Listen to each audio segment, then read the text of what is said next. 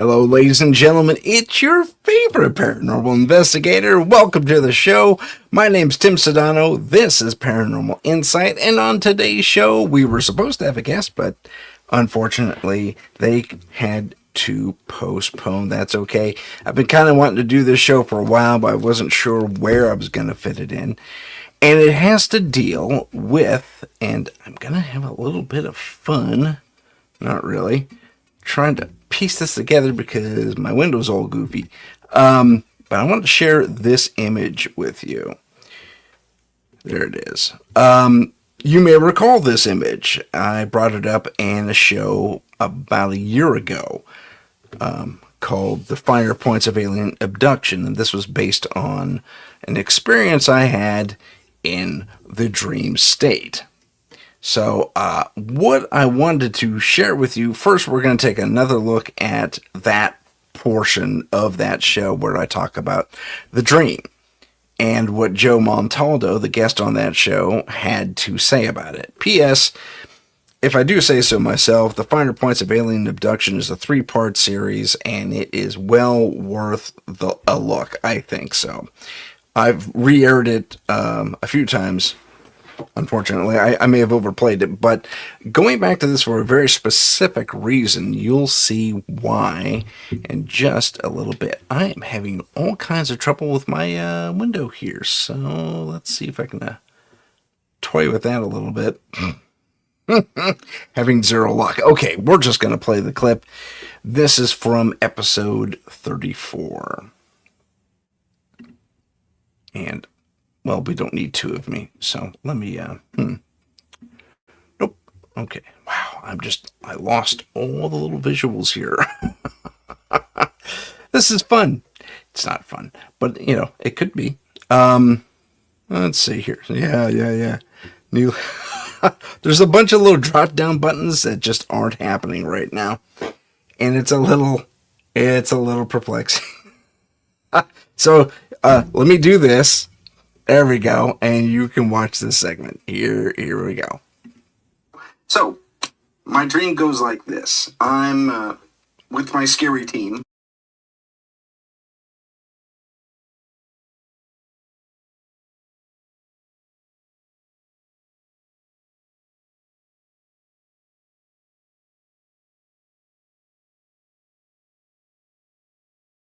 Investigate this. Keep the audio on. Not even a UFO flap. It's just constant. There are always UFOs in this vicinity, around this town. And this town has a very unique kind of, I don't know, I guess, design. Or I should say, they have a baseball diamond. It's abandoned. They don't use it much anymore, but, it's like a little league somewhere. And this is all AI art, so we just take that with a grain of salt. And at the back end, it's kind of like Rogers Field in Canada. There's a hotel. Hold on. A minor little snafu happened. Let me bring that back up because it's playing on my computer, but not on the thingy. So let me bring that back up again. My apologies for that little thing. We'll pick I might even rewind it a little bit because we kind of lost it.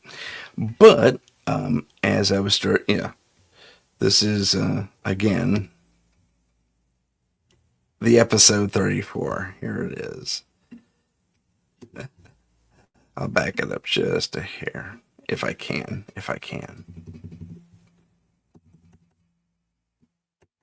Okay, Rogers Field, like town, baseball was the thing at one time. Oh, continuing on. Tell at the backstop attached to the baseball diamond. And they say the UFOs tend to swarm around this thing, and they have all this photographic evidence, interviews and stuff, and like over the years, but nobody has really said anything about it. It's kind of like the best kept secret in the world, but we got invited out for some reason, again, on the dream. And one particular set of people, again, these are AI people. AI made this up. Look the way she's holding her cigarette. And I don't know what the heck that is on her badge on the little girl there. But anyway, these two, a mother and daughter team, refuse to be on camera, but they'll tell the story on audio. So, I'm geared up. I got what I call my one-man band, which is a tack vest I've modified to hold cameras and stuff. But anyway, they don't want to be on camera, but they'll be on audio. They tell me this story. They says, listen, I can tell you about the lights we've seen. We've seen abductions. I think my daughter's been abducted, the mother says, and the daughter says, well, I think my mom's been abducted because I've seen her. I remember her in the ship. But that's kind of irrelevant. She says, if you want to see something, we know something's going to happen tonight. We get a sensation whenever an abduction's about to happen. So stay in that hotel, and we'll see what happens. So I go to my. Sorry, I hit the wrong button. Oh, I gave it away. Okay, so I stay in my hotel. It's late at night, and then I get a phone call, and it's fuzzy. It's like the transmission's garbled, and they're here, and as soon as I look out, boom, UFOs are outside of this hotel, buzzing the top floor. And let me introduce you to these UFO players. This is the bigger Papa. This is or Mama, if you prefer. Again, AI art, but it took me forever to get this just so. But this is relatively what it looked like in my dream. It had this gear kind of thing going on the outside, and it had cameras, like there were drones, like cameras, and a spotlight on one side. And this big one's buzzing around. I make it about 30 foot around, maybe 40, as its circumference goes. And buzzing around on the other side is this little guy. And he's decidedly smaller, maybe 10 foot around, but he's definitely smaller. He kind of looks like this, not exactly like this, but not far off. And he also has a similar ocular thing on top of his thing, and he's swiveling around like it's almost like an R2D2 kind of a thing. And I have these really those curtains that are semi-transparent. They're meant to like block out the light but be translucent, like provide. I can't talk, but those translucent curtains. One's pulled over. This little guy here, sitting outside my window, just like that, pans his little flashlight or spotlight and scans across the curtains. The curtains open. As he does so, I can feel this pressure, this electromagnetic pressure. If you've experienced anything like that, you've been too close to a power box or something like that, or a power junction, you'll know you'll get that weird pushback in the magnetic field a little bit. I'm super sensitive to that stuff anyway. It kind of helps when you're doing ghost hunting. But anyway, curtains, I feel the wave of this beam or whatever it is he's using, and I start to levitate. And I'm being picked up, and it's not any one part of me is picked up. It's like I'm being lifted up and as a whole. And and in the dream I go hi again, like that. The next moment in the dream, and the part that actually kind of woke me up, is I get this chill that travels. I'll never forget the sensation, but it's like being doused in warm water when you've been cold and you get that chill.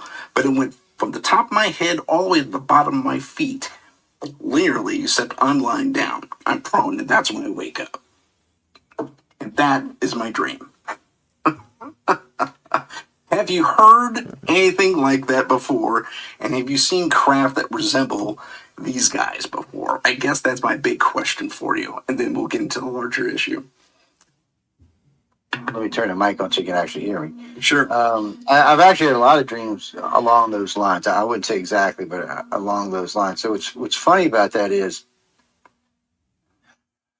part of the dream sounds like somehow or another you got AI stuck in your head.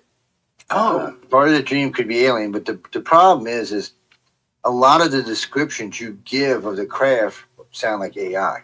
Because we've got a lot of these that sound like AI that are not actually. To put in perspective, the Greys, reptilians, and humans don't need a light to scan you. Okay. Their scanners just work. They just work. Doesn't matter if it's dark, daylight, or anything. They just scan out. They're invisible scans, and they just scan out and they touch you, and you can feel them when they touch you. And it does push back. Yeah. Not always. I mean, if you're not sensitive to it, you might not feel it. But most people who are sensitive to it are going to feel it, and they instantly know what's coming next. Okay. The next thing is your ass is being hauled aboard the ship for whatever reasons they're being taken. In this case, someone may have known you were there. So military abductions are funny things. That's so the government always wants you to think that you're being taken by aliens again. So let's say you were taken 10 hours earlier without realizing it, and you were put back. Well, Uncle Sam knows you were taken, probably because they've been watching.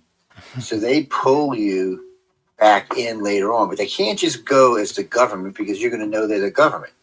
You know, because then when you're talking to them, you say, oh, these guys in Jeeps or these Humvees or whatever pulled up, or these helicopters came on, or these weird drones came in. So what they do is, and we've caught them doing this more than one time, they use drones that look like spacecraft. So they use a it's not even a magnetic. It's not even a magnetic field. It's kind of like the ones in Jersey, but just a different style. They use a telepath to put you out. Oh, so you'll feel this thing pushing in your head, and your natural reflex is to push back. Yeah. The problem is, you push back, you're out. Once you start pushing back, you're actually out at that point. You just don't realize it because they're just letting whatever play through your head, because that's going to be what they're going to use. Okay. So more than likely, you were taken in this dream, probably military abduction. They just let the dream play through. Matter of fact, they were probably part of the dream. They're probably what started it.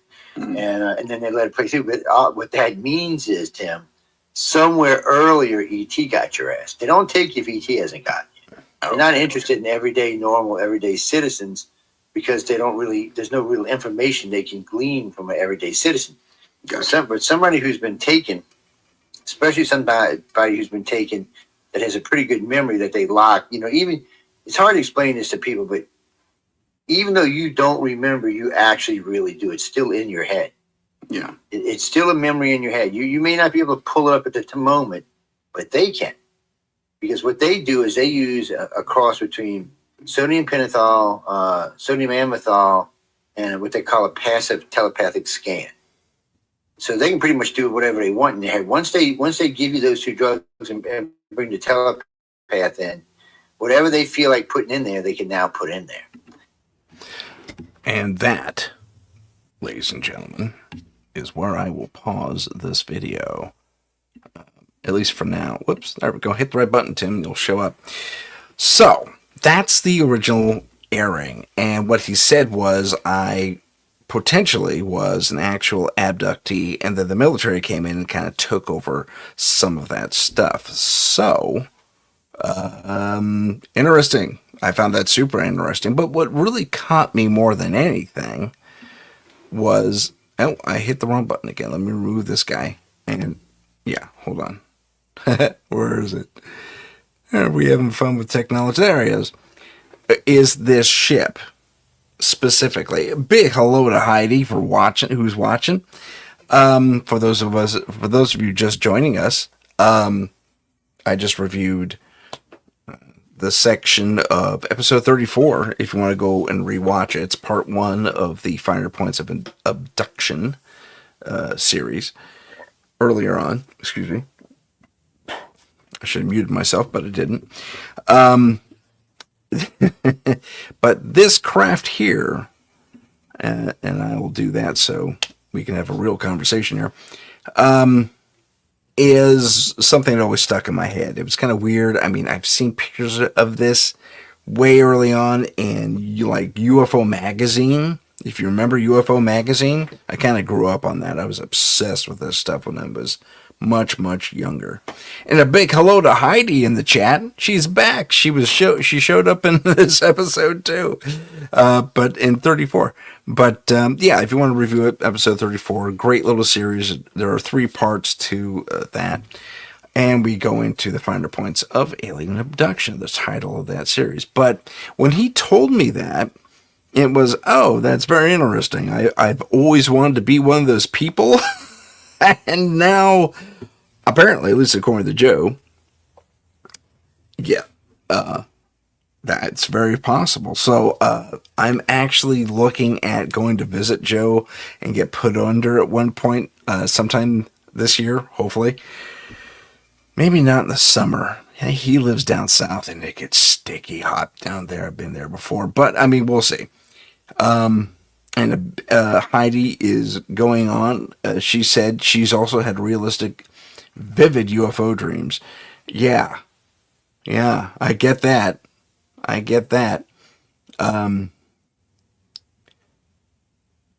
Yeah, super detail. It's amazing what details get called up. And I'm not going to lie to you guys. My first, well, not at first blush, my second thought after waking up initially from that dream was that maybe it was what I call a pea dream.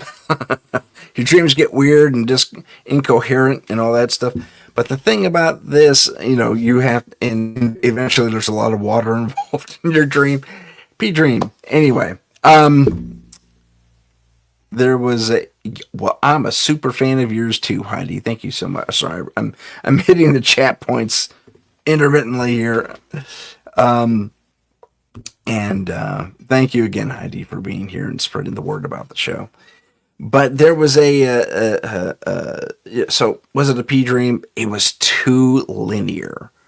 Pea dreams have a lot of water, and I'm in the desert, man. Quite the opposite. And I've never had this dream before. Nothing repeats.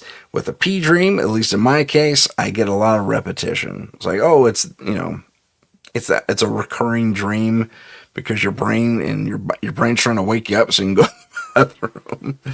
And anyway, so I'm more convinced than not that this was not a, as I put it, pea dream.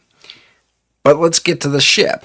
Now, the ship in its own right is rather unique. And if you're to take the little camera ocular apparatus off the top of this ship, you'd have a UFO that has shown up in other photographs. In fact, I was quite convinced, giddy even, because I saw that ship captured in a photograph. And I saw it, at least to my recollection, in the new UFO files dump from the U.S. government. And so I downloaded them, naturally, and I go looking. And, I mean, when I say that, okay, so I downloaded them. Yay, I found my ship. Yay, it's real. Or at least it was, whatever, caught on camera. This very type of ship. And it wasn't quite as, like a Reese's cup looking ridges there. It was more gears in the photo depiction. Now, am I going to show you a photo of that? My intention was to say yes, because I went back into the archive after I downloaded it. I was doing this yesterday, day before, and I'm looking for the photo. And it's like, gosh, maybe it's in a different archive. So I went to number one, the first dump, not there. It's like, yeah, I know all these photos. I've already looked at all this stuff. It has all the NASA stuff from the moon missions. Very cool stuff, by the way. But the photo I'm looking for is not one on my computer, which had an issue recently. And this computer never, the one I'm on right now, never has issues. And then two, it's not in the government archive, because I went back into the UFO archive at war.gov and looked for it there directly. It's not there either. And now we're kind of getting to conspiracy a little bit. I usually don't like to dive into conspiracy, but something about that ship, or that something looks very close to this, was suddenly, somehow, mysteriously stricken not only from my system, but from the internet in general. There could have been a correlation online. I don't know if the files are actually tied up in that type of an algorithm. If we strike them from this particular record, it disappears off private records, private archives, as soon as they connect to the internet. And with this show, being what it is, I have to do a lot of research, so I'm online all the time. Having said all that, can I confirm this? No, I cannot. Sorry, I just heard someone yelling, "Ah!"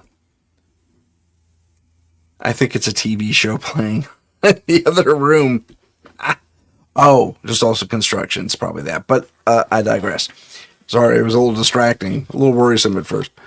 So there was so this ship disappeared from the internet. Now, maybe you out there are far better detectives than I am. Okay? Maybe you guys can find the ship I'm talking about. And here's an example of it. I'll put it back on full blast here, if you prefer. There it is. Full blast, full frame. So take a good look at it. Just take off the top where that little camera and spotlight are. And basically, that's the photo I'm trying to retrieve. It has this gear-like edge, and it's not a Reese's cup shaped like that. They're thicker gears. But nonetheless, that is the ship I am looking for to confirm my thing. Because, like I said in the interview, it took me forever to get the ship even that close with the AI. Speaking of AI, just as a point of clarification, Joe kept saying, "Tim, I think you're abducted by AI." So the military has been using autonomous drones, apparently, for quite some time for various actions, including, apparently, abducting people, which is not cool, but I don't know. Would you rather be in the guts of an alien ship or an Earth ship? Who knows? And apparently, excuse me, I am of interest to both, for one reason or another. I don't remember anything, but like I said, I want to go visit Joe and get regressed and all that stuff. Pardon my drinking of the water there. I'm a touch thirsty today. It's really hot today where I am, by the way. Okay, so having said all that fun stuff, what do you think? I know we got like one or two of you watching this right now, but if you want to jump into the chat, Heidi's here. Heidi's in the chat. What do you think about all that? Do we have we gotten a lot further than Bob Lazar even knew? I mean, he was out there in the 70s and 80s? Or was it strictly 80s? I can't recall. He never saw, and he saw pilots test driving the alien stuff, or was he misled? I mean, I don't think he was, because he had the various parts and he saw the same parts in the ship and yada yada yada. So I don't think we were test flying human stuff, at least not back then. So, what are your thoughts on that? Heidi has something to relate to this, and I will read. So very odd that I had a dream with a similar ship. Oh, okay. I think I spoke that on the show with Joe. Interesting. I don't recall that, Heidi. I'm so sorry. What was very odd is that they spoke to me in my dream. They were looking for certain people. I was one of the people, and when they... Hold on, let me get to that part. I was one of the people, and when they found me, I said, "So this is where I die." Oh, yeah, you were scared. Yeah, I get it. I was flippant about it, apparently, and went, "Hi there." Well, yeah, I do use humor as a defense mechanism. It's true. And I was shocked. They said, "No, this is where you're reborn." Oh, very interesting. That's very interesting. Tell me more about that, Heidi, because, I mean, how did they explain to you what they were talking about when you said you're reborn? Is this a form of... Sorry, I got weird things squeaking in my room here because everything's all akimbo. There we go. I tend to be justrous. But yeah, I'm curious to know about that, Heidi. That would be very interesting to hear from you about any extra details you have. Did they actually go into the explanation, or is that the limit of your recall? And if it is, I get it, because I wish I could recall this entire thing that purportedly happened to me. That'd be great. Again, this is why I'm going to go see Joe and get regressed. And I know this is going to sound cliche. I just hope it works, because I think it might, but I've had people try to hypnotize me in the past. Never took. With the exception of, I can get into a light interactive trance state, but I don't think that's the same as hypnosis. Maybe it is. I really don't know. So, cool. I'll come pick you up in California. Heidi says, I'm going to go too. Yeah. I'll pick you up on my way there. Unless he's coming out here. He may be going to Colorado or California or both. Maybe we can talk him into regressing, both of us, when he comes out. But worst case, I'll go to him, or best case, depending. And I'll pick you up on the way. I'm actually looking at getting a job driving cars, so as a sideline, just so you know. Cross country. I thought that'd be a really fun way to tour the country. Have a little fun there. So, my question to the world, to those of you watching, is, have you seen this ship? Have you seen this ship? Because it's been on my mind for a long time, and I have been wanting to do this show to recap all that stuff and figure out what happened to that picture. Somebody somewhere must have it in their archive. And even if it's just for today, yes, road trip, Heidi, I'm all for it. That sounds fun. I haven't been to Boulder in 1,000 years, by the way, so I think that would be neat. Been to Denver, but I haven't been to Boulder. Sorry, she's in the chat saying all this. But, yeah, I think that would be interesting. I'd love to do that, actually. So, hey, if anyone has any ins with these different car companies that need their cars driven around, I have been hitting a wall with that stuff. But this is about the paranormal, not my issues at all. So let us jump back into the paranormal. Now we're going to sideline, for now, the ship. And I have a P.S. I poured through everything, even my online stuff, where, because I keep a little archive on Instagram, and I keep a little, I keep the weird file, so to speak. Sorry, I just logged into the Instagram to look at this stuff, and I got distracted by something. But so it's not for a lack of trying to find this stuff. And I even went through my likes, just my likes, and nothing doing. I had zero luck. So as I transition this to my still gorgeous here, she says, I guess, in Boulder. That's good to know. Did Denver turn into a hole? A poo hole, as they say. Some people. Let me know. Excuse me as I yawn. Oh, how horrible. They found vampire graves in Poland. That's fun. That is to say, they found graves where the coffins, and I did a short expose early on in my career, where in fact it's the very, I'll show you the image right now. I'll keep that on. Sorry, just making last minute decisions here that I should have made in the production, but allow me to share this with you. Adding to the stage. Yep, adding to the stage before pressing remove the other. Oh, shut it. All right, fine. Adding to the stage. Here it is. Okay, vampire graves in Poland. And I want to zoom in on the, if I can, I want to zoom in on the skull here. because this is the only evidence she shows. And I've done an expose on this.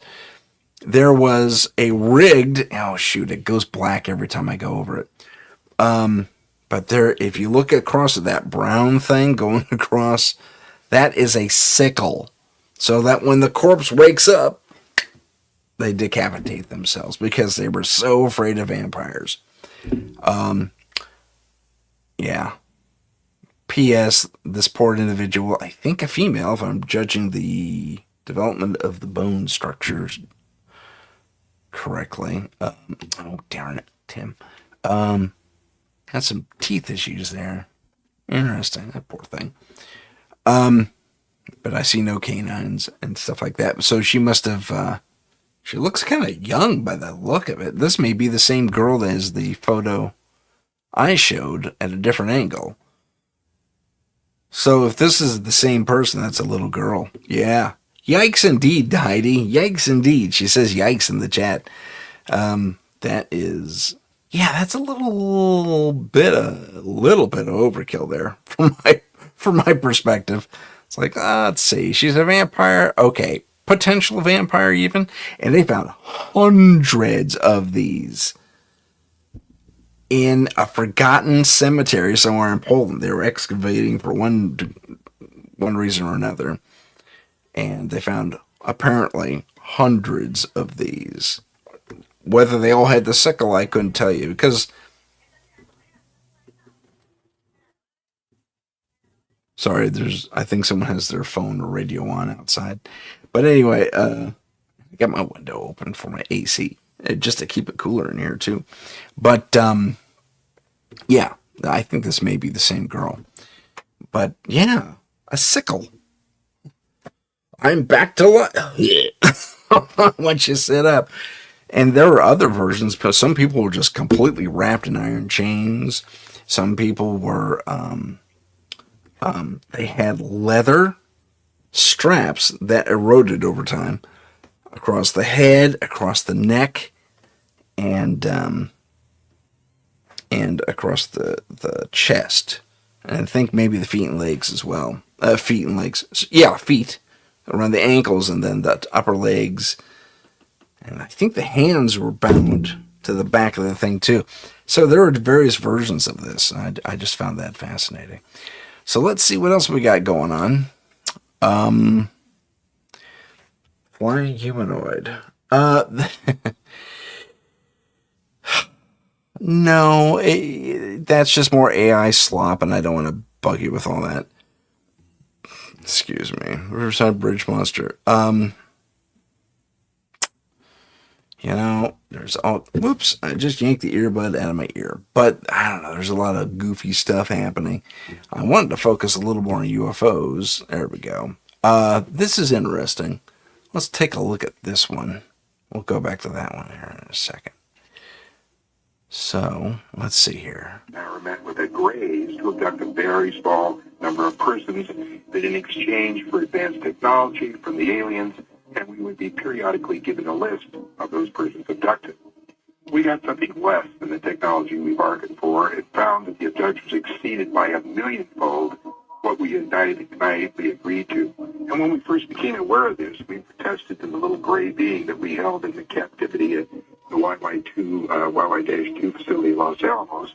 We found out that the Grays are cybernetic organisms, glorified robots, if you will, who work here at the behest of their employers, monitoring us through abductions. Here's what happened, Art. In 1954, President Eisenhower met with the Grays to abduct a very small number of persons that in... Sorry, the pause button got away from me there. By the voice, I think that was John Lear talking about this. And it was Ike. You remember Ike had that dental emergency that took him 2 weeks to handle. And apparently he met with not only our little gray friends here, but the more humanoid Nordics. And here's what one said. The Nordic people said, get rid of your nukes and we'll talk and we'll elevate you because, you know, you're in a good quasi-strategic space, literally like among the stars. And it'd be nice to be able to garrison a few, stuff, some stuff here of ours. And then, we'll teach you all about it, and you'll get an upgrade in power, and, we'll help you maintain a peace across the world, and yada, yada, yada. But you got to get rid of your nukes. He had an opportunity, apparently, so the story goes, to meet with the little gray guys, and they said, we don't care if you keep your nukes or not, but we're going, we'll let you in on on our tech. And they hand them, this is 1954 now, and they hand him, which almost kind of flies in the face of a few different things. I think this may have been a for lack of a better term, this was I don't know, because we had 1947, we had the stuff that happened prior to even this piece in 1952. I'm kind of bouncing all over the timeline, but 47 Roswell, 52 is when Captain What's-His-Name sees something like a dozen sickle-shaped UFOs flying near Mount Rainier up in Washington. And then all the other stuff that, the 50s UFO flap across not only America, but pretty much the world, and every other interaction since then.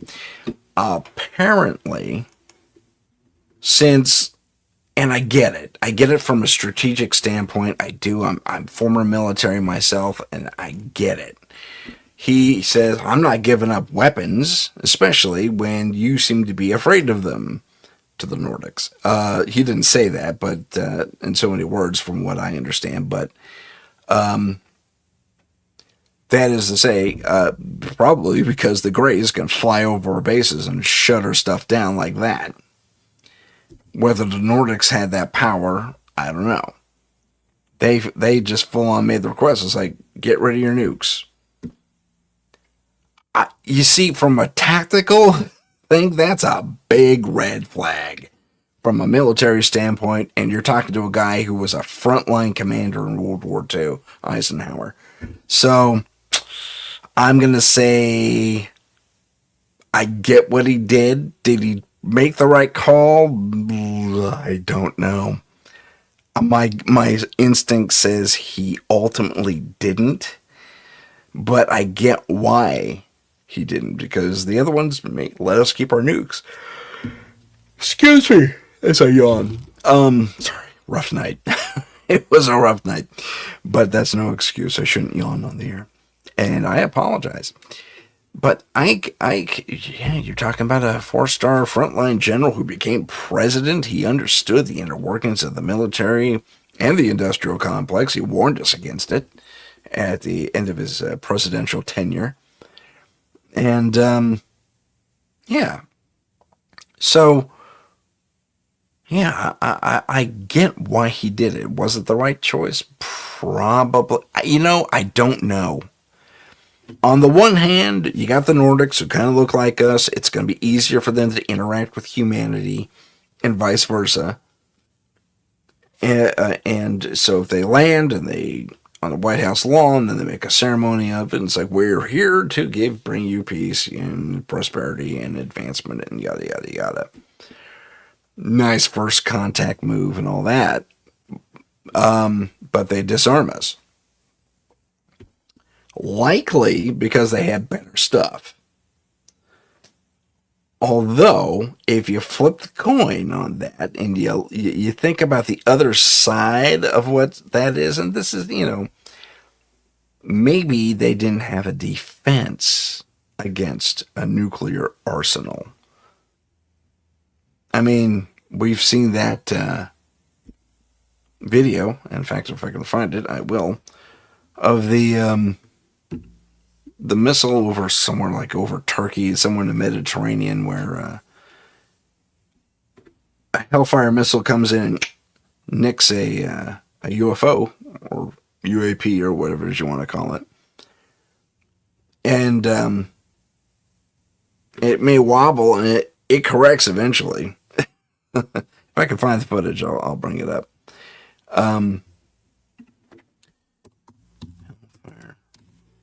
Missile. Let's see. Whoops.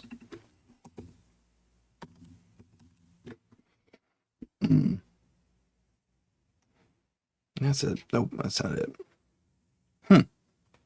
Well, I know it's here somewhere, but if there's, yeah, I mean, so our convention, even our modern day conventional stuff, can't really take down these ships.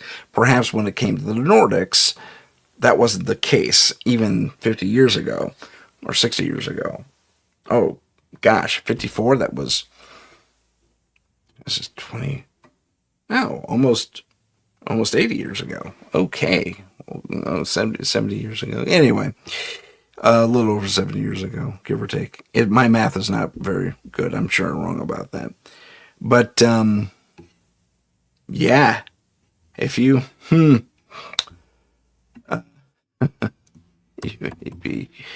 let's see.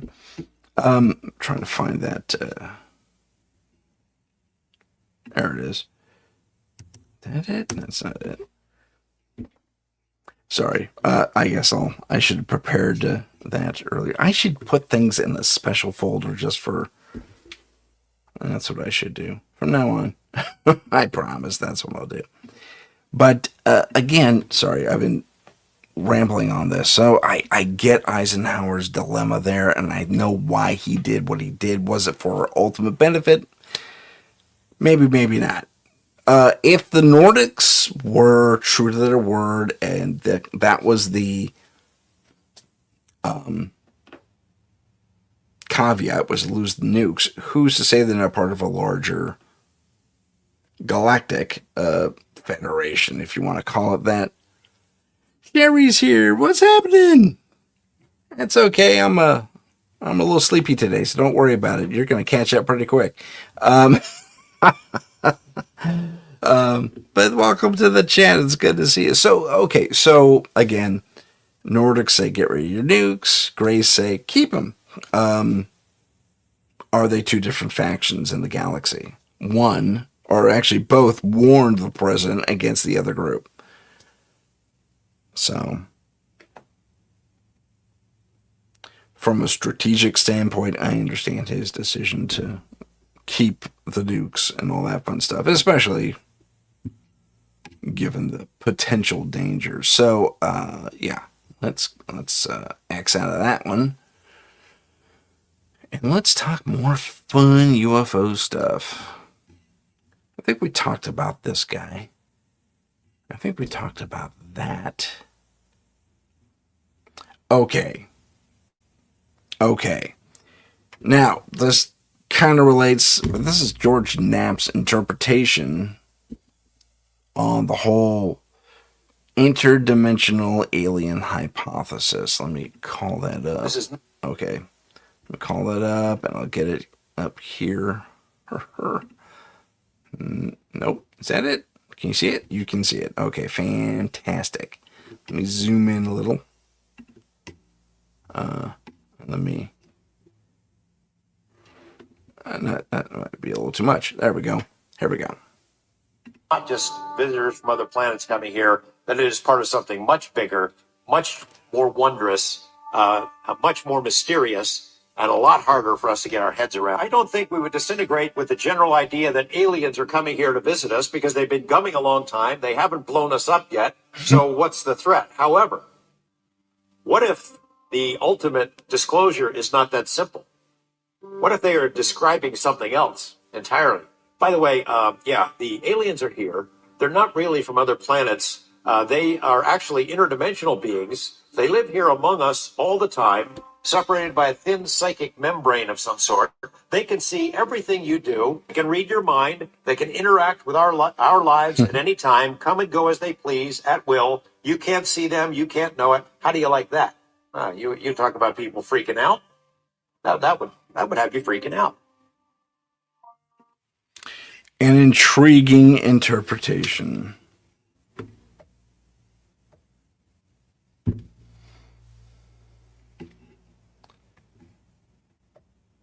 Oh my gosh. Yeah. Did I tell Tim about the photo? Oh, we have fun stuff happening in the chat.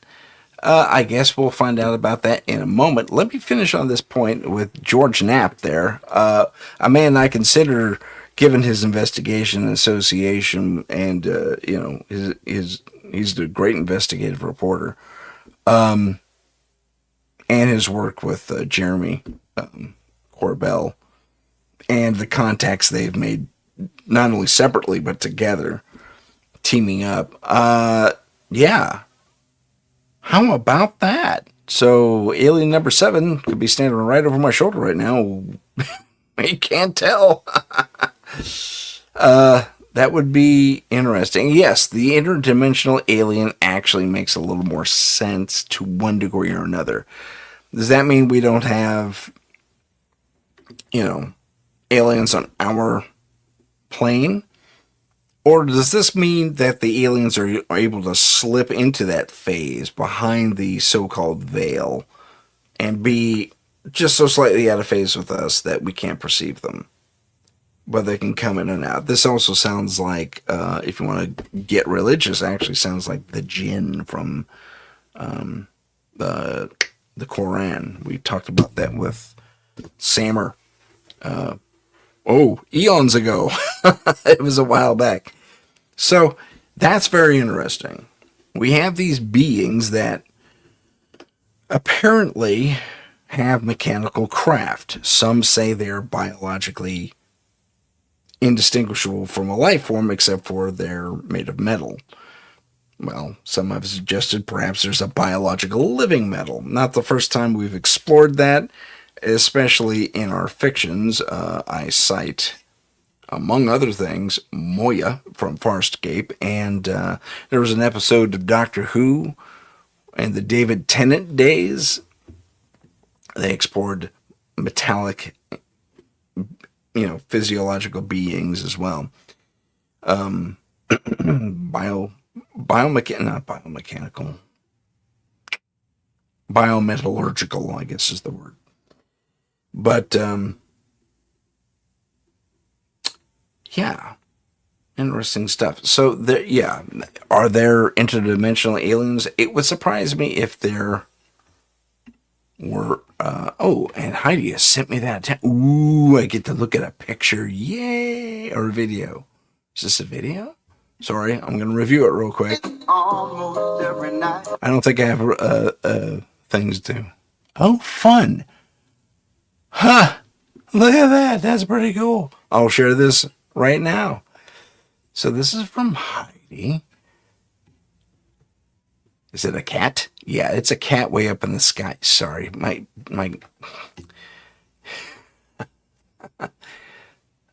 interesting. So I don't think there's a cat that big, but I'm going to zoom in on this and get it all set up, and then we'll share. Heidi experienced this apparently. This is great. We're going to take a little look at it here. So bear with me while I get you back up on the... Oh, I closed it. What a doofus. Okay, here we go. So this is a series of stills. And, it looks like you had 2 visitors there. So it's moving across the moon. Jigga, jigga, jigga. We're going to move on. Jig, jig, jig. There we go. And so a nice clear moonlight. And then 1021, 1023. This thing wasn't really trucking, was it? It was just easing on down, easing across the moon there. And I guess Boulder, Colorado was the wrong place. It was either the right place or the wrong place to be, depending. But that's really cool. Look at that. This is in May of 2026. Fantastic grab, Heidi. I'm going to zoom in a little more on that. If I can, if the internet will let me. Yeah, there we go. That's far better. So, look at that. Nicely done. That's a good grab. Good grab. So, clear moon, ship, and a follow craft of some sort. Escort craft. Look at that thing. That thing's cool looking. Sorry, I hit the wrong button. I didn't mean to pause it, but I did. There we go. Now it's going again. Okay, I'm going to pause it right there. Look at that thing. That's pretty nifty looking. 3 points, kind of rounded on the insides there. And you got that weird little follow craft right there. That's just crazy stuff. And it's not part of the tree, because the tree's right there. Yeah, that's a great capture. Yeah, valid and odd. I agree. You definitely got something up there. A proper UFO, an identified flying object. And like I said, if you're looking at the time, which is no longer showing up for whatever reason, let me zoom out so everyone can see what's going on. So I'll unpause it here because I think there we go. See that there's a time code here as she's taking the different pictures. 1023, 1021. This is 1023. It's really, I mean, come on, look at that. That's really cool. I'm zooming around. It's a little blurry because I'm zooming around and I'm pushed in. Yeah, not a cat. Cats don't fly that high above the cloud cover. And you know what? As I look at this, I'm noticing a very linear shadow here. Look at that. Look at that linear shadow poking through the clouds there. Now, is that the actual outline of this thing being cast on the clouds? I don't know. It could well be. And that might be the actual shape of it. It's just, for whatever reason, it was discombobulated by the moon. Probably because of its backlit so strongly. But what a grab, Heidi. Fantastic. But again, look at that linear shadow. It has very definitive edges to it. And it would continue here and here and here. So, wow, that's interesting. It doesn't cast. Or rather, maybe it does cast a very similar shadow. Because, like I said, I think these points here, because there's a point up front and there's a point over here, and I think there's potentially a point there. But this is the actual outline of the thing. I mean, you can make out what I can only assume are some sort of vectoring system. That's a big, huge assumption on my part. But wow, that's great. Nice capture, Heidi. Very nice capture. And that's pretty cool. Nice choice of songs too, but I don't have permission to play it. So I can't. King Heart, yeah. Huh. Interesting. I'd say you definitely caught something there. For sure. For sure. Yeah, that's awesome. Very well done. Very well done. As we call it, you know what? I'm going to like it. And I'm going to save it to my weird file. How's that? And paranormal evidence. There you go. You just made the weird file. Excellent. Oh, that's such a good capture. I'm very excited by that. But let us continue our exploration of the weird and wonderful.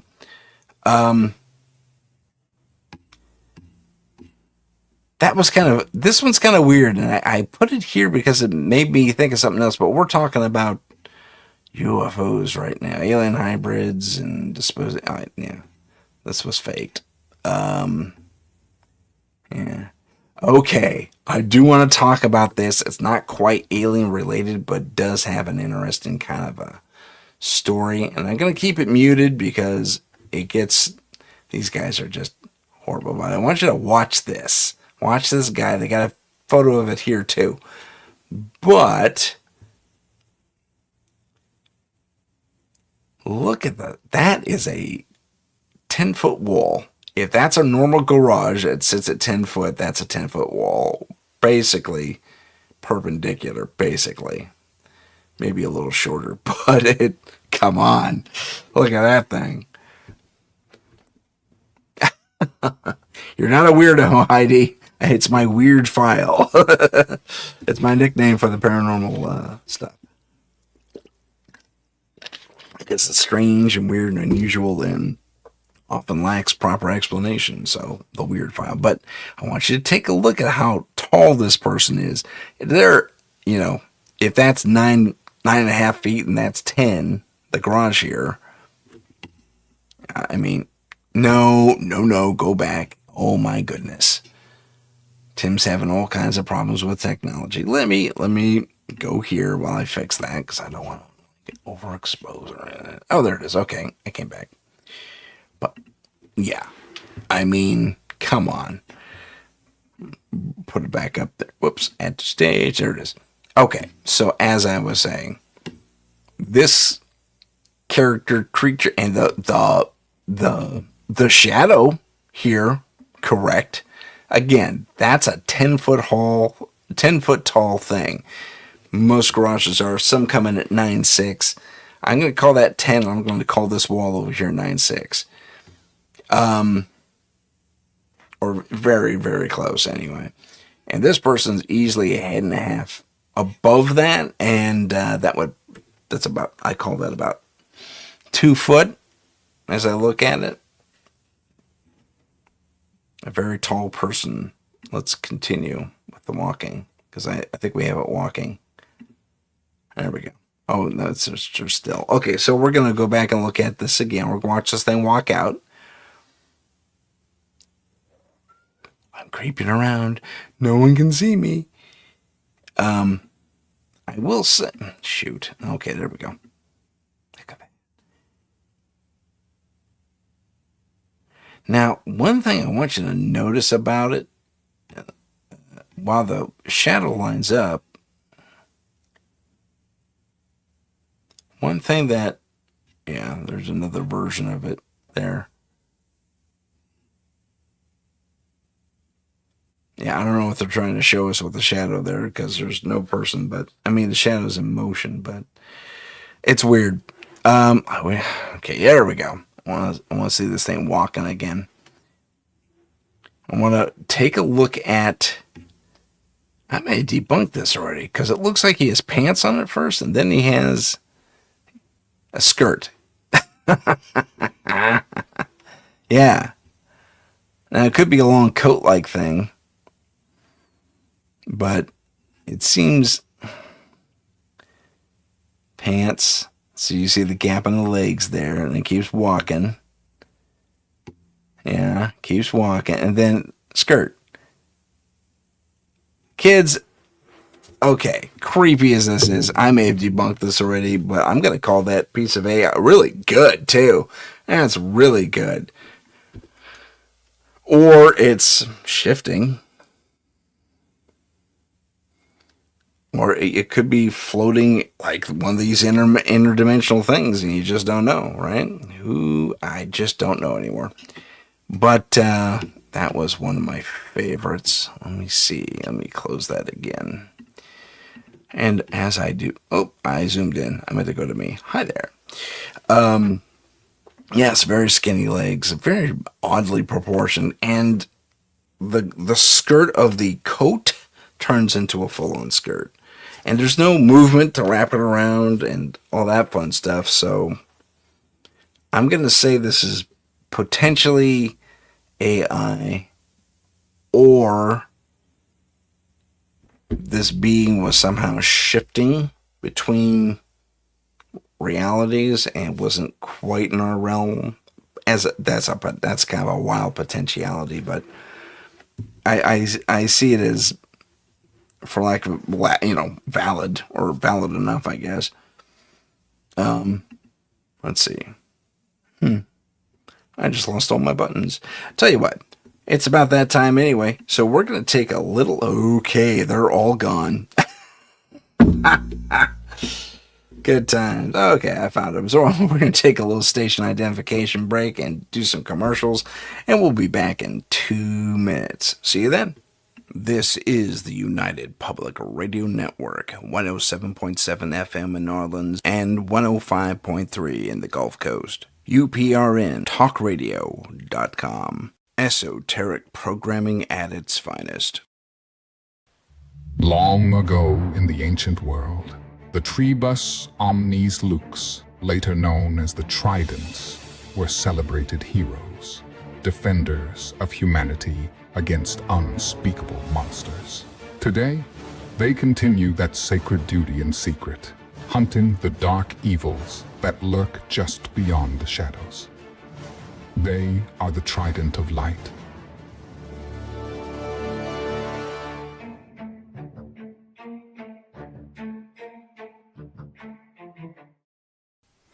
Introducing Story TV, enabling true creative freedom for independent creators.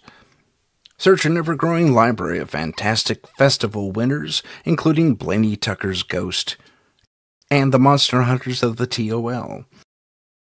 Free to enjoy at lower resolutions. Pay $5 per month for 1080 and full K presentations to support the artists you enjoy. Your monthly contribution actually goes to the filmmakers themselves. Support independent film. Support Story TV.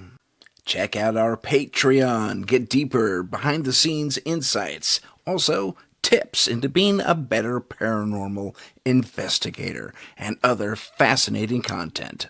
Follow us on Instagram at paranormal.insight. Stay informed on upcoming shows, see what paranormal trends we're following, and help us reach 50,000 followers by liking, following, and sharing. Don't forget to follow us on YouTube at paranormal_insight. Click the live tab to see our latest videos. Hello, ladies and gentlemen. Welcome back to the show.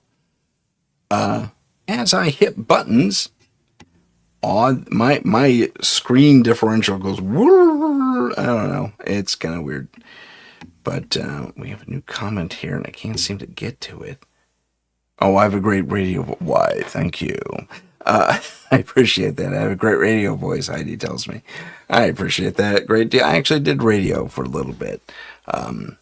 A gazillion years ago, I was part of a Part 15 radio station. That's a free radio station, so radio free something or other. What were we?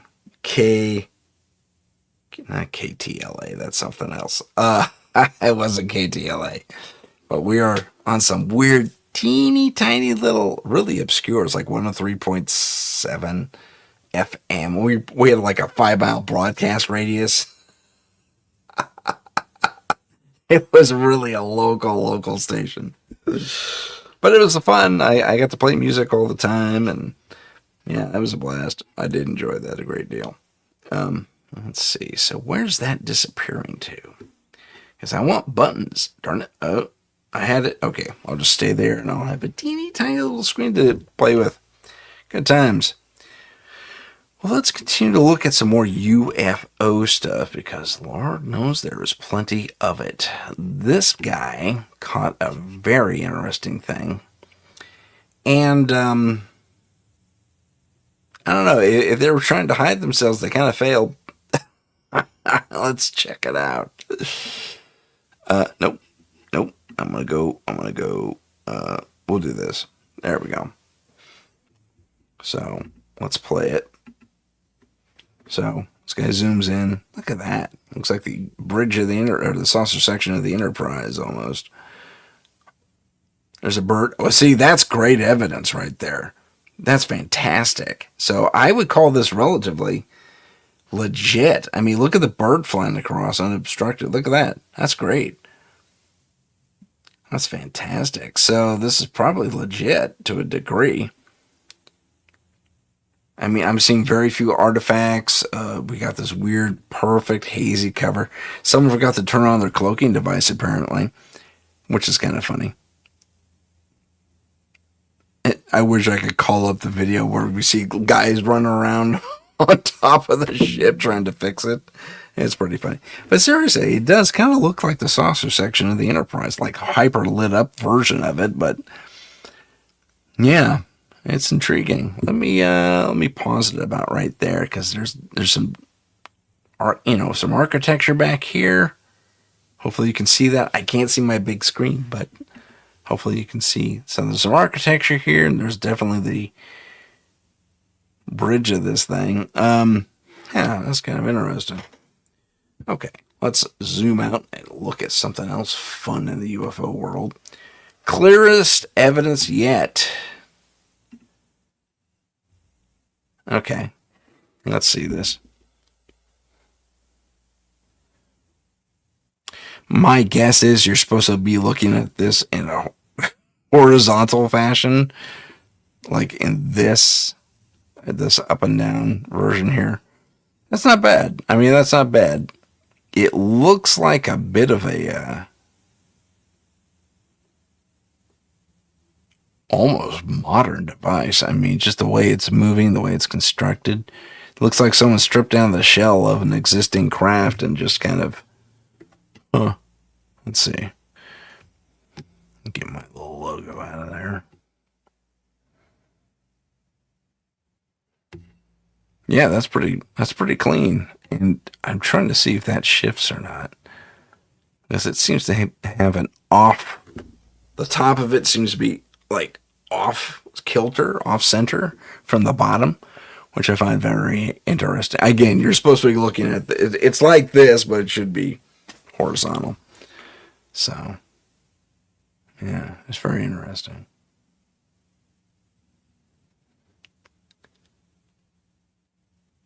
Huh. Yeah, that's pretty cool. Pretty cool. No, that is not the UFO I was looking for. Okay, I think I talked about the 4K revolution of these earlier things. We talked about that one. I may have gone too far back. Okay, let me go forward. We talked about that last time. Capture of an Ebian Part 2. This is kind of interesting. It's the one I'm thinking about. So some are saying, if I remember correctly, okay, that's interesting. I think this is part of a Gaia report. It's interesting. They say this all happened in 1952. Well, we just talked about what it happened in 1952. There was it's when Eisenhower went out and did his thing. And that dental emergency. So, there's a lot bad, not bad, but strange overlap. I mean, how quickly are you going to rev up this program? If I remember correctly, it was like this time of year when Eisenhower had his dental emergency and had the meetings with the two different groups of aliens. So how in 1952 did we already have captive aliens? So, I mean, that's something to consider. How did we have captive aliens that far back? So I'm thinking either there was multiple programs operating at various levels, which wouldn't surprise me when it comes to this government, because I worked at NASA, and that was kind of a thing where one program knew what the other program was doing, project, I'll say.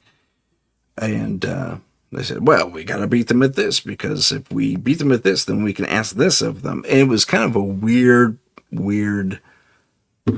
thing. Like they were trying to outpace each other for resources and for talent on these different teams, and for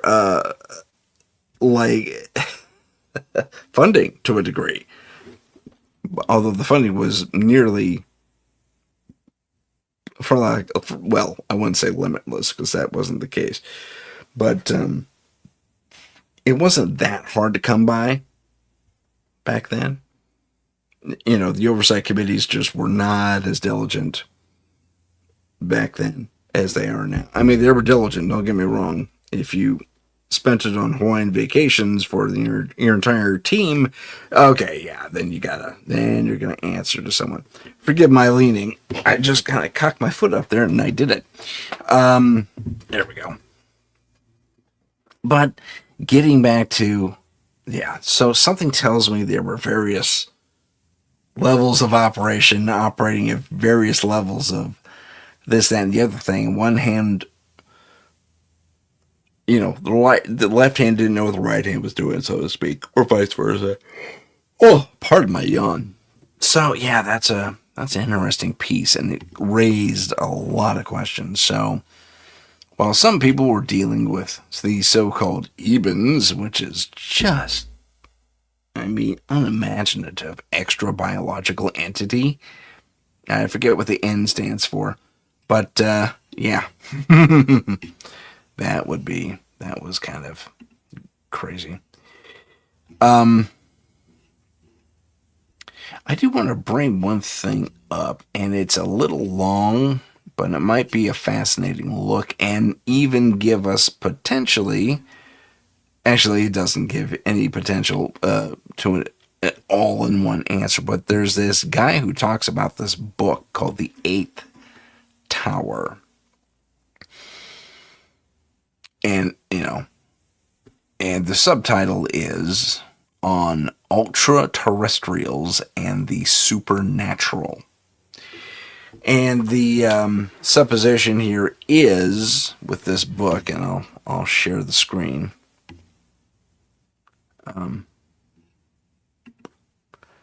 The supposition here is, this is the book I'm talking about here. Let me click on this real quick and pause it. The supposition here is that the author John Keel explores the ideas that UFOs, ghosts, cryptids, psychic experiences, and other strange things, or weird things as we like to say, right, Heidi? Are all the same thing. Part of a super spectrum. And this kind of speaks to something I've talked about in the past called the paranormal M theory, that there is connectivity between these things. So I'm not the first person to think of it, and he just kind of beat me to it with that book a couple of years back. The super spectrum, that's a relatively nice thing. Probably better than me ripping off M theory. But a reality beyond a normal perception is what the descriptor says here. I didn't zoom in, so, but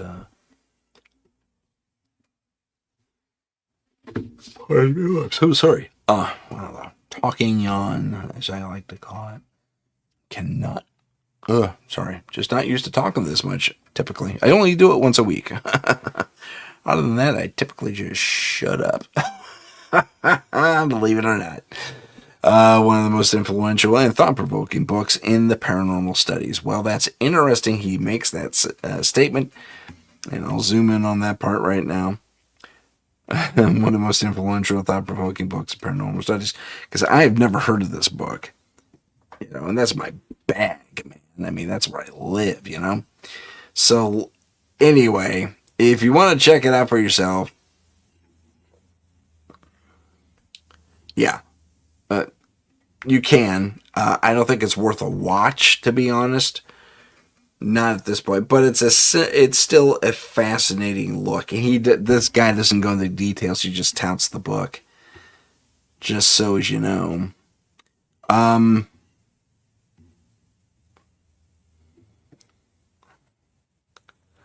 Okay, I'll zoom in on this just for the title. So, Rep Tim Burchett, he's all for disclosure, and he's been championing disclosure for a while. There are UFOs that have the ability to travel light years. They will put the war pigs out of business. Well, yeah, I don't like war profiteers more than anyone else does. I mean, I get the need to have defense contractors and the like, but I don't think I don't think that's necessarily an absolute. That you need to have these defense contractors that have certain clearances and all that fun stuff. Yeah, I get it. From a security standpoint, I get it. But at the same time, it seems to me that's been a larger and larger excuse to continue to hide things from us. I mean, that's an excuse going all the way back to the 40s. Well, the people aren't ready. I would highly disagree. And while this is an AI-generated crowd, at least from looking at it, I'm going to say it is. Or the signs have been changed to reflect the topic. I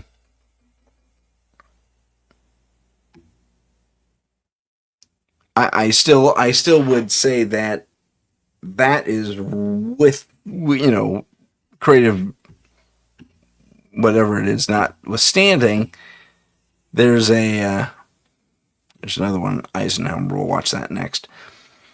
And then we'll watch the alien video one. I forget what this one's about. David puts his picture in front of everything, so I can't tell what it's about. But the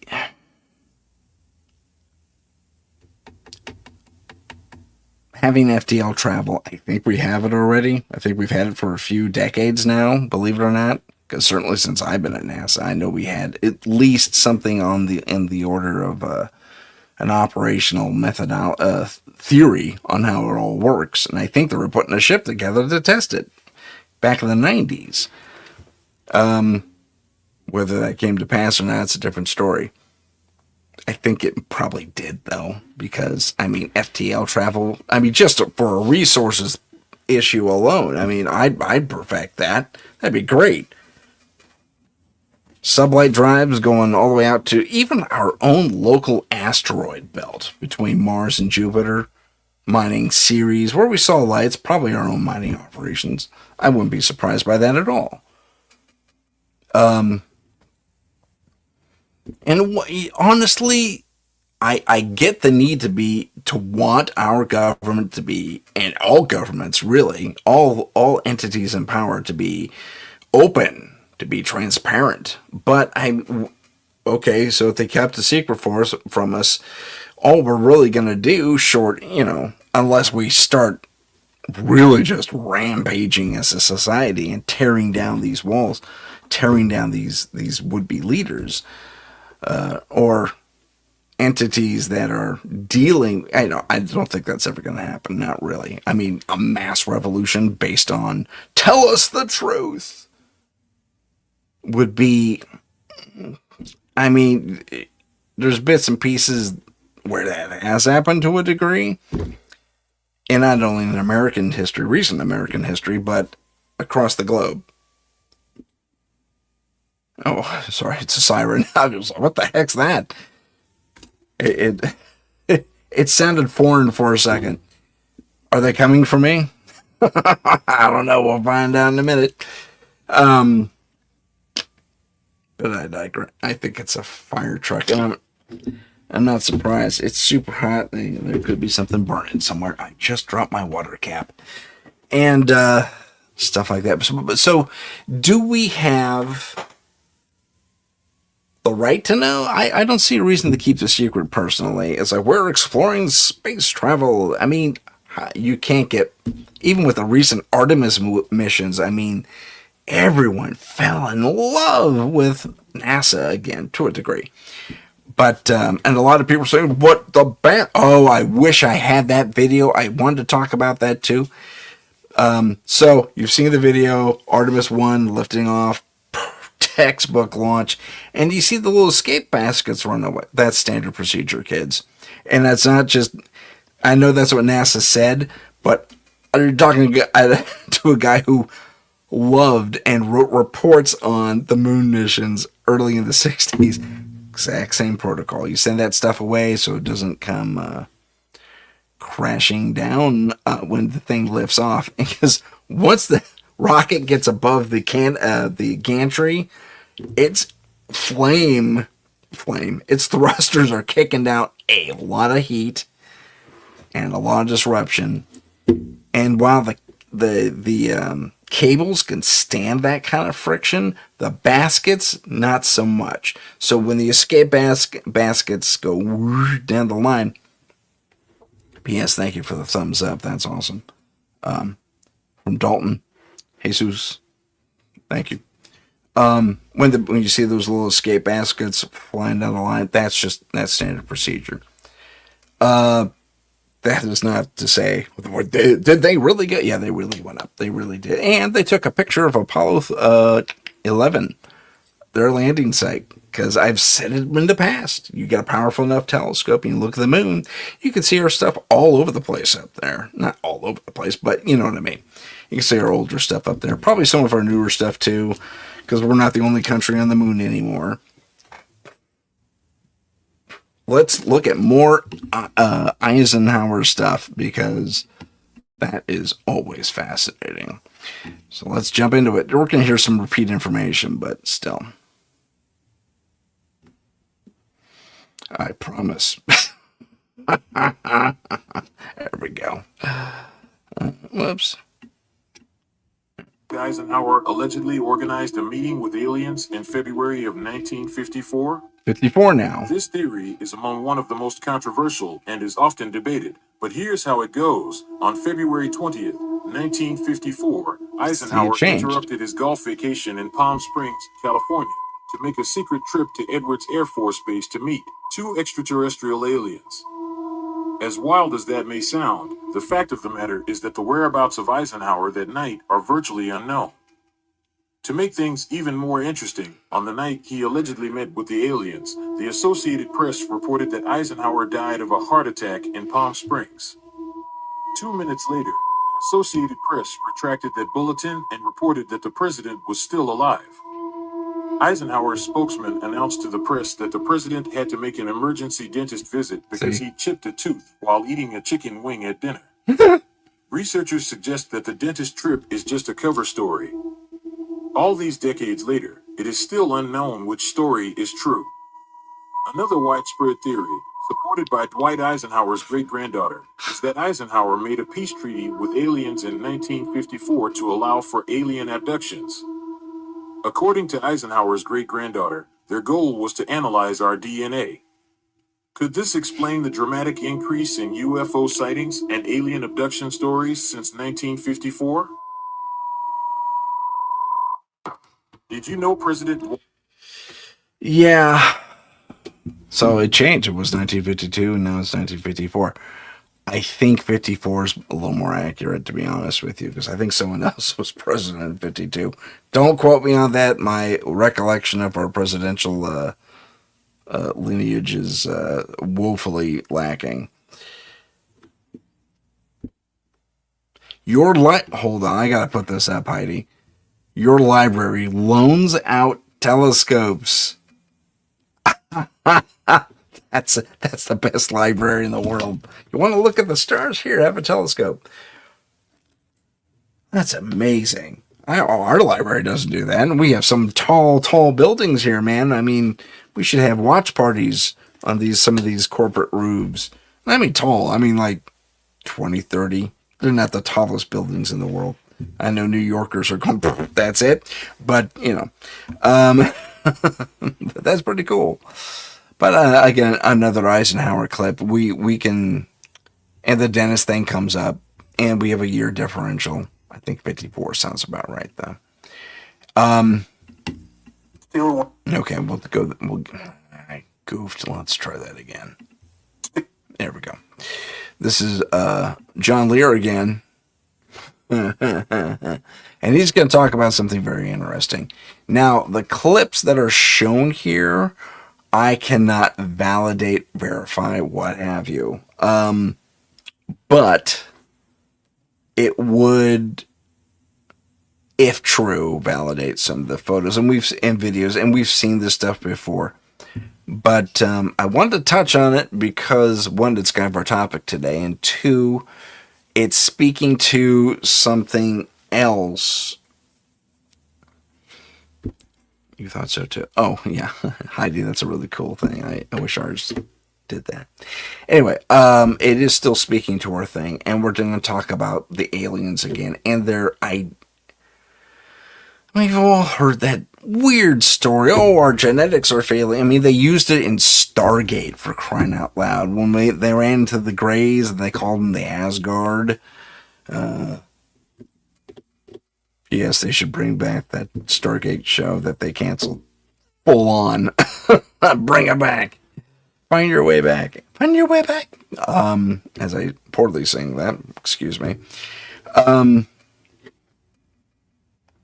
yeah, I mean, Stargate took that idea, that story, and integrated it into their, the Asgard's backstory. It's like, oh yeah, copy of a copy of a copy. We're experiencing diminishing returns as a race. That was us in 1947. That type of thing. the advanced technology, the beam weaponry, the teleportation, Star Trek style. Actually, better than Star Trek style is just they're gone. Anyway, so we're gonna watch John Lear talk about a video, and then they're gonna show an example. I cannot confirm this is what he was talking about, but it's still a fascinating peek at a possible video. Let's see if I can zoom in just a hair more here. Just a hair, Tim. Just a hair. Just a hair. Here we go. One EBE still living, EBE3, and there is a videotape that eventually is going to be released to the public, and it's an interview with him. As hard as that may sound, as hard as it may be to believe, there is a videotape of an interview with EBE3. And what is this language? There's going to be a video of an actual interview of an actual extraterrestrial being. You know this? Yes. So I mean, I know that exists. And that's part of the crown jewels that they're not going to want to reveal. Can you comment on the footage of the alien being interrogated from the 90s, referred to as the Victor footage? Well, that's one of the only legitimate video footage that's out there. It's real. It was smuggled out. There's in fact, a whole book being written and a whole movie being written about that. That should come out pretty soon by Jon Stewart, my friend Jon Stewart. He's going to be the producer of it. And he has a lot more information than I would have about that. But it's real. It's the only one that I've seen on the internet that's absolutely real. A woman claims her smart doorbell camera captured what appeared to be an alien walking past her home. That's kind of cool. According to NBC News, this is reportedly one of the clearest videos of extraterrestrial life ever seen. If you haven't seen the footage yet, what comes next may shock you. It happened in California. At around 1 a.m., the woman was checking her Ring doorbell camera when she suddenly noticed a strange figure appearing in the footage. It did not look like an ordinary passerby. Its movements were stiff. Its body shape looked unusual. And it was walking alone on the street in the middle of the night. The woman froze when she saw it. For a moment, she even wondered if her eyes were playing tricks on her. She immediately showed the video to her son. But after watching it, her son said, "Mom, that's an alien." Her son even told her to call the police. But the woman did not call right away because she was afraid the police would think she was crazy. After the footage was posted online, it quickly sparked a huge debate. Some people believe it that was a baby, it turned out, that little one. But others insist it was not an ordinary living being because its appearance and movements looked far too unnatural. What do you think? Was this just a late-night incidental capture? Or did we really catch something that shouldn't be here? Still one. Okay. I forgot about the extended pieces there, but it's fascinating. So if you want to know about that, the Victor footage, I have yet to find it. I'm sure it's out there somewhere, but I also would caution you that people are going to label things the Victor footage, and they're not going to be the Victor footage at all. So be careful. I wish they would show legitimate stuff, because that we've seen all kinds of stuff and there's the one where the guy's using a very deep voice. The alien has a super deep voice, yet he has his teeny tiny little throat, and he should be talking pretty high. Maybe his mic was altered. I don't know. I couldn't even begin to speculate on that, to be completely honest with you. But I found it still fascinating that, we've been interviewing these guys, and one of them survived, and I don't know which EBE he's referring to. A Roswell EBE? Who knows? I mean, there were supposed to be 3 of those guys. I'm sorry, I went the wrong direction here.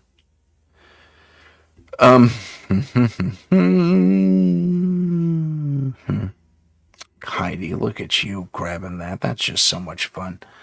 That's really, really well done. But let's see what else we got out there. I should do that. There we go. So we're gonna look at some other UFO stuff. I got some crazy ideas out here. Oh, okay. There's one about Die Glocke, which is the bell in German. It was part of that Nazi experiment. I don't know. I haven't seen this for myself, so I don't know anything about. I'll show you what I'm looking at though, just so you can see it. I'm looking at the Glocke one, and this is supposedly footage of it going, but it's not. It's AI generated footage. But the Glocke here looks incredibly like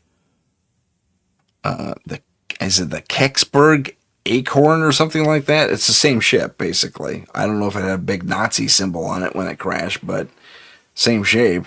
And the thing was supposed to be a time travel device, potentially. And it took off, it disappeared, and then my suspicion is it's the same device, and it came back to Earth in the 1950s in America. Anyway, but I mean, it's weird what they're linking UFO to and versus alien stuff versus what fell from the sky. See, it's all a big thing. Man, some people.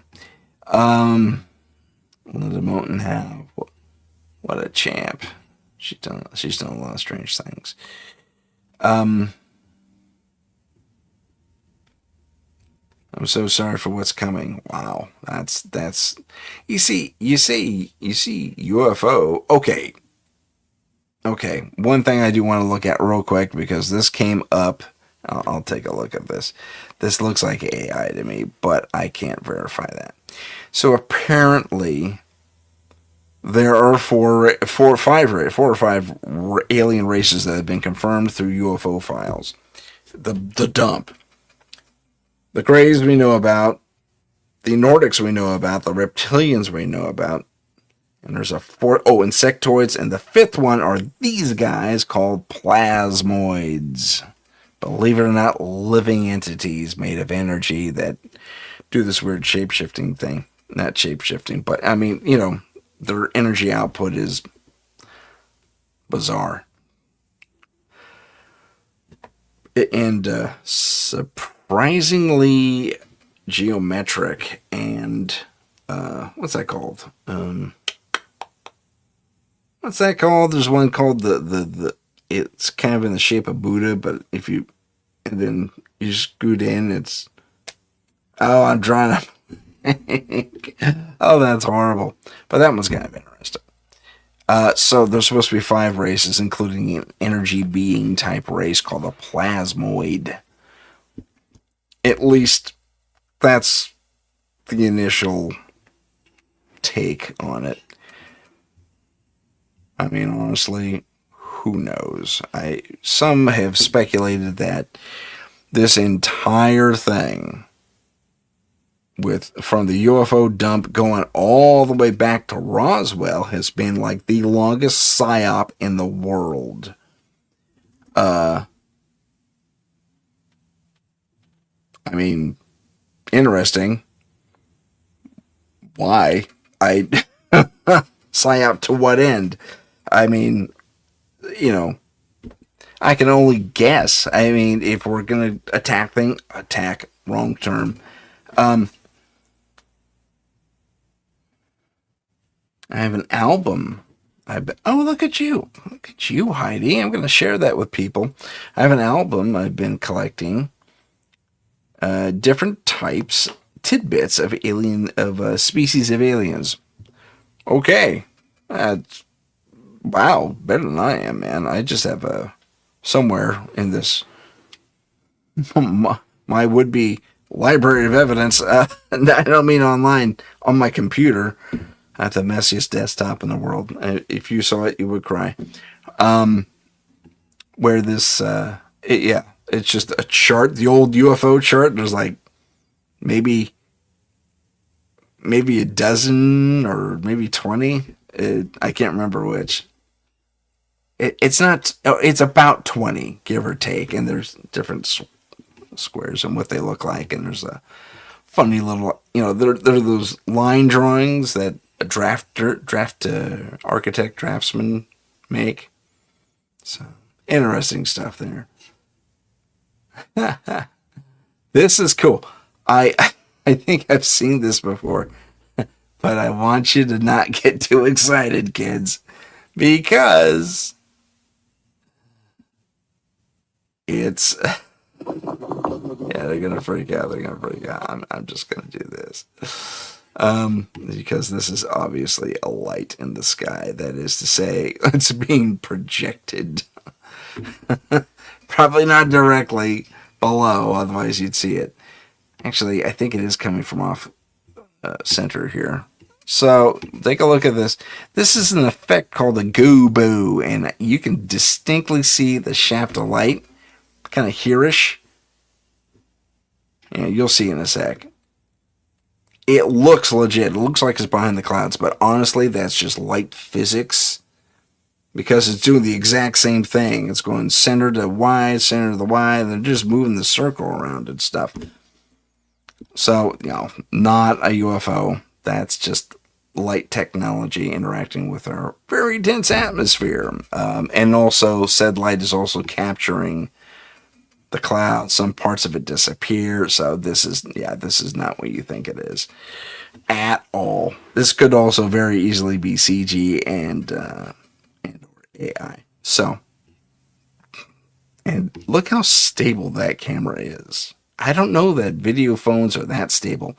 I have a pretty good stabilization system on my system, and my cell phone, and it's a little bit older, but for my money, that's AI. Okay, definitely AI. I just saw the clouds move with the light. Okay, that is to say, it just stuck to the light. So AI, debunked. The end. Yeah, Rothschilds with the demon. Yeah, okay. Someone saw Tron. I thought it was cool. There. Yeah, volcanoes attracting UFOs. That's kind of interesting. Whew. Yeah, AI. That's an actual sea creature, believe it or not. That is not. That is from you. Okay, I wanted to talk. It's not UFO. It's not alien. So there's this guy here, right? He says, I took the clearest. No, you took a picture of a mannequin at a museum. Because if you look, that's a wall break right there. They cleaned this up. That's a wall break. That one little stick right there. It's painted. So this is a mannequin at a museum, and I think because this guy here, if you can see him, helped put it together. Look at this. Look at my work. Yeah. Not real. Fake. Debunked. You're welcome. That looks like something right out of Star Trek, that little bald guy there. The AI is nuts. That's so funny. Oh my goodness. Yep. Wow. I still have trouble with I still have trouble with this. 302 footage. That is just too Hollywood for my taste. Yeah. No. Nope, don't believe it. I'd like to think that was something, but I mean, it made it. I think there's just too many gullible people because it actually made it to congressional review. I was like, come on, man. No way. There's all kinds of weird stuff. Oh, hey, Heidi. Here you go. List of alien people, including the MIB.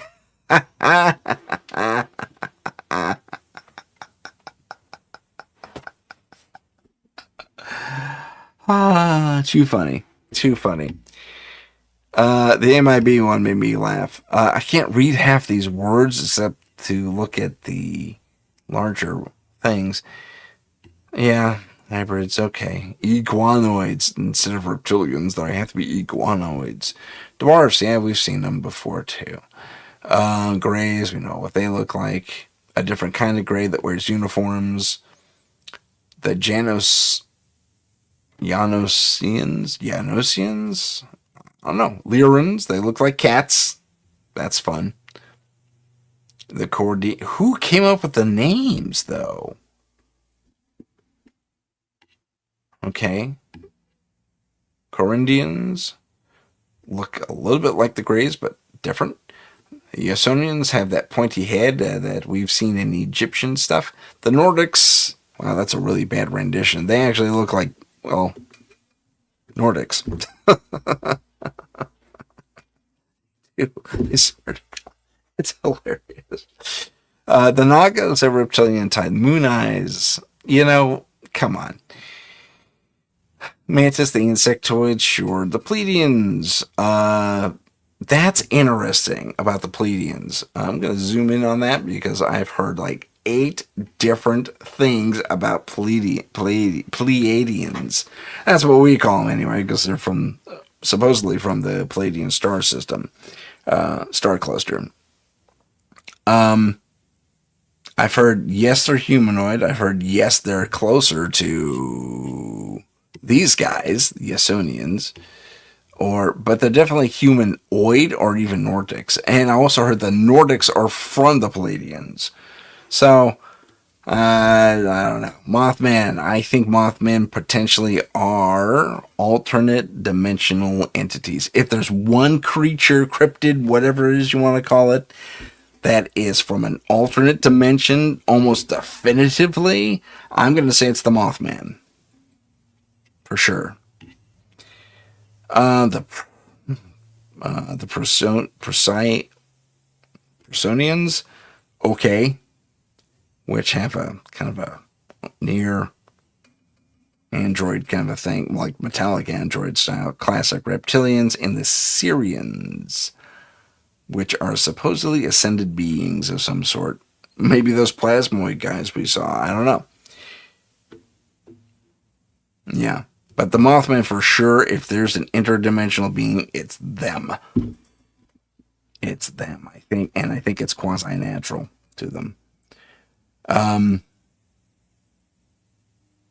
mean, that's kind of... I mean, if you want to play that out, too, and you want to game, as they say, game that out to a certain... To what it is. Okay, so here's Earth, our Earth, and an alternate... if not nearby reality, Earth number, let's call it 31, just for the sake of argument. On that particular Earth, moths, evolved to us. They probably became quasi-humanoid anyway, because this is a pretty functional form. Is it the most efficient form? No. But as far as advanced thinking and manipulation of the environment and building things, this is a pretty useful form to have. These guys probably evolved to something very close to us because they've always been depicted as being relatively humanoid, except for the big moth eyes and the ability to sprout wings and fly away.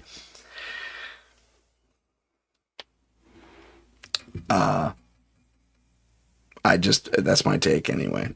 So, are there definitively, well, according to George Knapp, yes, there are aliens running around. He didn't say which ones.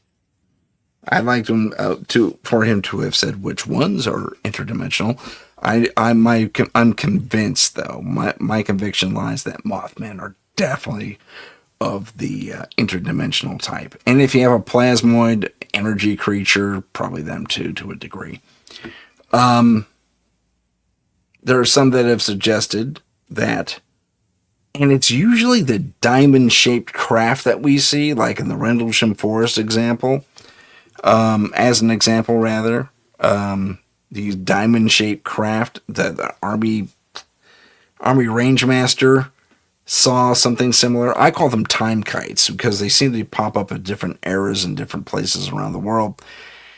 And in the Rendlesham incident, one of the guys was taken aboard and he was communicated with, and in his communication, he was told by a bunch of little lights circling him, probably an artificial intelligence of some sort. I was like, oh yeah, we're just checking out the time. Or it could have been remote, temporal remote stuff, like quantum mechanical interaction. I don't know. There's a movie all about that, quantum mechanical interaction as a communication device. It's called The Signal or something like that, or Signal. I'm in the middle of watching it, so don't give away the ending. But it's I'm gonna like this little alien thing here real quick. Let me get it up there. It's in the weird file. I should just rename it the weird file, huh? Anyway. Excuse me. I lost my train of thought. Mothmen are interdimensional people. Anyway, yeah, I would have liked George to have to really kind of talk about that. That would have been fun. No.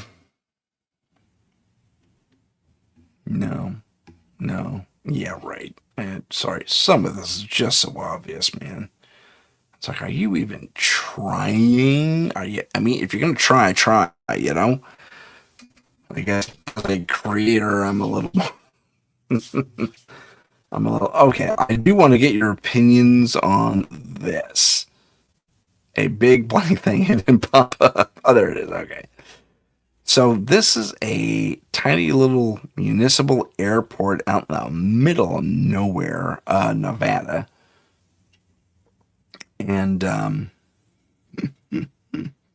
this jet is flying around, and I'll show it to you here. This is great. And this little UFO shows up. There we go. So let's see what happens here. So they're flying along. Zoom. Zoom. Okay. Zoom. And it parks. And it has an SUV.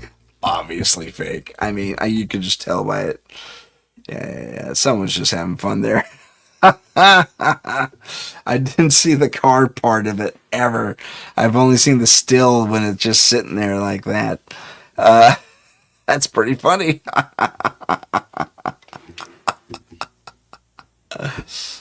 I commented on this before, you remember Jeremy Corbell and his partner put out the squid? Okay, it's a series of photographs. Okay, that's really horrible. That's really horrible too. Okay, I'll go with this. The squid, and I made the comparison that looks like the probe from Star Wars Empire Strikes Back, the probe droid that goes after Han Solo and Chewie. Don't sue me, LucasArts. It's a reference. What do you want? Well, this is someone's rendition of it. That it was a little guy flying this thing. I've seen other versions where the pilot is actually the size of this thing, just sitting in some sort of jump jet type thing with these arms, some sort of Waldo arms sitting there. That's completely fake. This is fun. That's a nice piece of creativity right there. The fire funnel. Yeah, that's they may be looking at a real fire somewhere, but this is so stupid. I can't believe people actually fall for this stuff.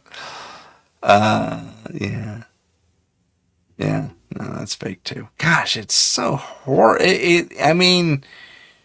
My goodness, Elon. There's so much stuff on here. This is kind of fun. They caught a jack-looking thing here. That's kind of cool. Why does it have collision lights? That's what I want to know. I'll zoom in on that for everyone. Why does it have collision lights? It's easy to collide with? Perhaps.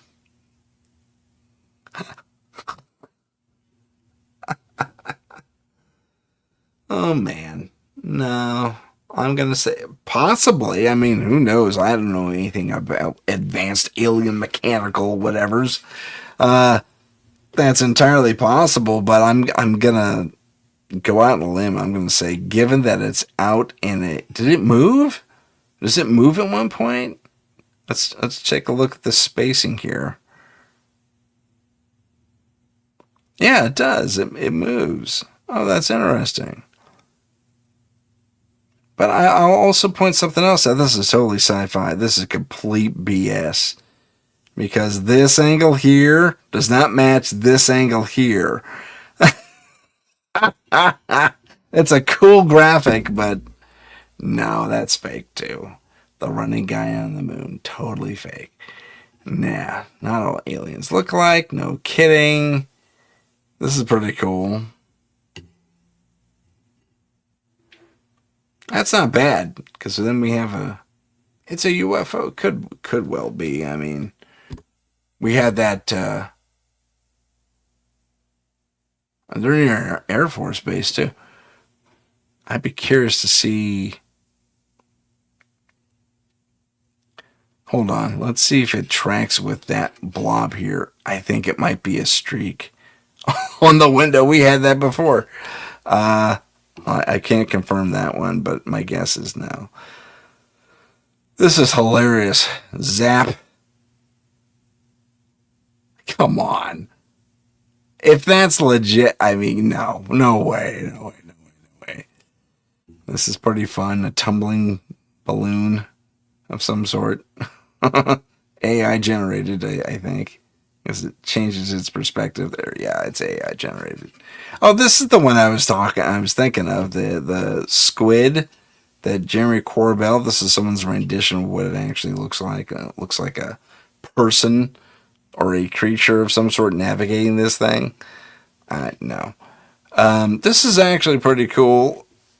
In 1801? No, that's 118, January. That's pretty cool, actually. It's pretty cool. Look at that. Yeah. Behind the trees, that's not easy. Even for AI, they'd take a branch with them or something. I think that one might be legit. Yeah. Look at that. That's pretty cool. Let's see what this TR3B is doing here. Yeah, TR3B. Joe talks about the TR3B all the time. He actually gets the specs somewhere in his house. Yeah, look at that. That's pretty cool. Yeah, that's interesting.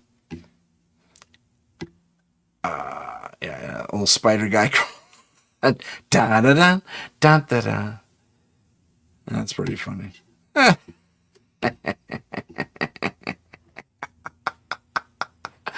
Da, da, da. It could be a repair drone too. You never know. I mean, it might just, that would be a clever methodology if it's not completely fake, which is entirely possible.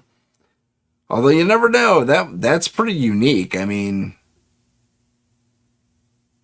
I'll put that one in the maybe file. Hey, Heidi, we have more things. And see, there's the 4 I told you about. Then I had the 5th one, plasmoid.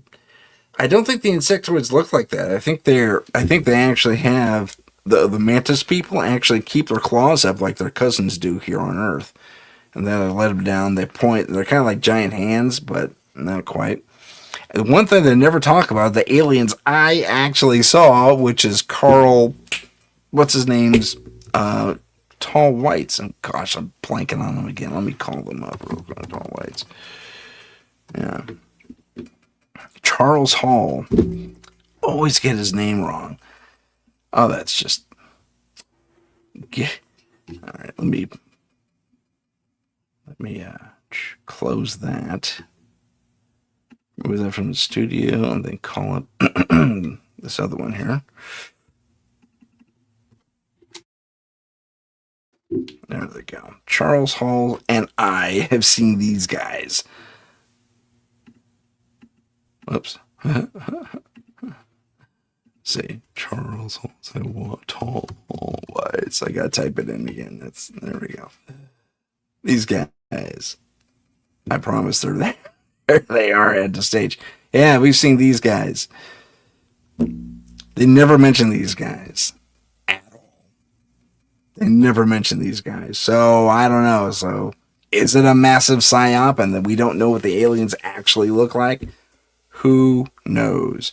So the difference between these guys and these guys is I hit the button hoping to make it work. Oh my goodness. These guys here is that the Nordics look relatively, well, human, and guess what? Nordic. So who knows? Let's see. Let's move me down to this corner. They say, Heidi asked me a question. Do you think these are the common types? I don't. I really don't. They don't mention the Charles Hall kind at all. Even Joe, who runs iCar, which is the MUFON competitor, if not superior than MUFON, has said in his research, in their research rather, iCar's research, no one has mentioned Charles Hall's aliens. But I know for a fact, that though they are out there. Now, they could be hybrids between these two guys, between the Greys and the Nordics. And I mean, I imagine hybridization happens. Although, I mean, must have been a meeting of someone fell in love with someone's mind, because that is not an attractive individual by my estimation. Sorry, I'm too human for that, I guess. Yeah. So, they, like I said, Heidi, the four I just showed you are supposed to be the normal guys, but for my money, I think it's a very, very, very, a much larger diaspora of different, beings out there. And we're trolling the internet again, I just realized. Good times. Yeah. Oh, I'm so sorry. I'm yelling again. Oh, I'm yelling yet again. Oh, I'm so sorry.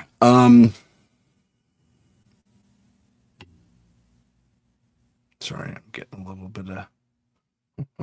Come on. Show me the preview. It's kind of fun. There we go.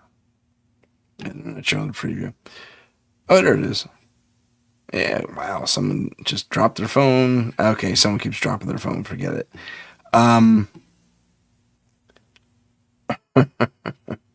No. Yeah, that's fake. That's fake. That's fake. That's fake. Wow, I mean, man, I'd show it to you, but it's just not worth it sometimes. Huh.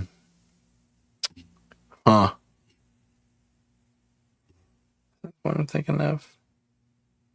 One of the clearest UFO. They all say that now. This is the clearest thing I've ever seen.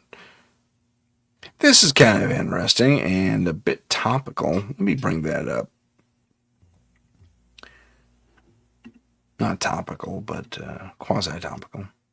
Okay, yeah, you just saw the tail end of it. So this is a pretty famous piece of footage. This is the dome over the rock in Israel. And that's the mosque there with the golden dome. And yeah. So let's take a really close look at that. Yeah, it's crazy. Look at that. Boom. And then it'll flicker and then it'll go whap and take off, which is pretty cool. But if I'm not mistaken, back when there was sound on this, it actually set off when it goes through warp drive after the flash. It actually set off all the car alarms, which is pretty cool. I thought that was pretty neat. Again, clearest video ever. I don't think so. That's fake. Woman claims UFOs cloaked over the mountain of California. Not a cloud in the sky. I've seen this video. 1991. Oh, wait a minute. Is this my guy? Did I find it on accident? No, this isn't my guy. I thought it was the saucer I've been looking for this whole time.